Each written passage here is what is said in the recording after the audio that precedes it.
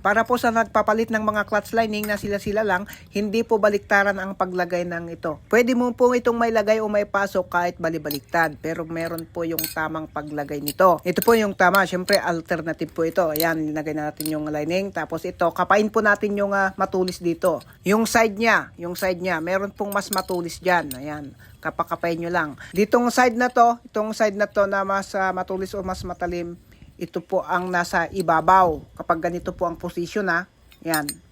Para hindi kayo malito. Tapos, ilagay na ulit itong clutch lining. O, yan, kapain ulit natin. Ayan. At dito, yung iba sinasabing bukol. Ay nako, kapag kapain mo yan, halos magkapareho yan. Yung talim po. Mas madali mong maramdaman kapag kinapa mo. Mas matalim po yung kabila kaysa sa kabila. Ito, mas matalim po itong hinalawakan ng hinlalaki po natin. Kaya ito po ang position niyang nasa ibabaw. Yan. At kapag ilagay nyo naman huwag nyo lang kalilimutan na lagyan ito ng nangis bago yung takip. Para hindi agad masusunog yung clutch lining. Yan lamang po ang munting kaalaman na na-share natin sa araw na ito na pagyayabang na naman na sasabihin ng iba kapag ganitong nagtuturo tayo. Kailanman kasi hindi po pwedeng magkasundo ang madamot at hindi madamot.